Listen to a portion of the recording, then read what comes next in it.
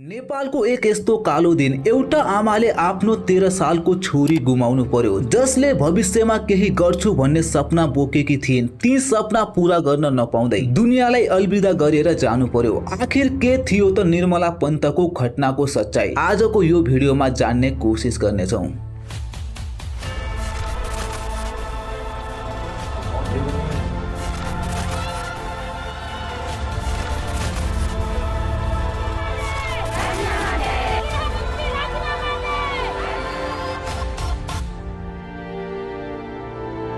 26 जुलाई 2018 को दिउँसो लगभग 11 बजेतिर निर्मला आफ्नो साइकल लिएर उनकी मिल्ने साथी रोशनीको घर जान्छिन्। रोशनीको घर लगभग 1.5 किलोमिटर टाढा थियो, तर साँझ परिसक्दा पनि निर्मला आफ्नो घर फर्किनन्। त्यसपछि परिवारले खोजी सुरु गरे। रातभर उनीहरू गाउँका हरेक कुनामा खोज्दै हिँडे, तर केही पत्ता लागेन। त्यसको अर्को दिन 27 जुलाई 2018 को बिहान एक भयंकर खबर फैलियो। निर्मलाको लास गन्नाको खेतमा नग्न अवस्थामा फेला पर्यो, जुन दृश्य काफी भयानक र डरलाग्दो थियो। पोस्टमार्टम रिपोर्टले खुलासा गर्यो उनीलाई बलात्कार पछि हत्या गरिएको थियो। त्यसपछि सुरु भयो त्यो डरलाग्दो खेल, जसले पुरै देशमा हाहाकार मचायो। प्रहरीले घटनास्थललाई तुरुन्तै सफा गरिदिए, महत्त्वपूर्ण प्रमाणहरू हराइदिए। सबैभन्दा ठूलो लापरवाही डीएनए परीक्षणको रिपोर्ट झुटो बनाइयो र त्यही गाउँका स्थानीय दिलीप सिंह बिष्ट, जो पहिला पनि मर्डर केसमा जेल गइसकेका थिए, उनलाई मुख्य आरोपी बनाएर हिरासतमा लिइयो। तर जनता र परिवारले भन्दै थिए कि उनलाई पुलिसले फसाएको हो,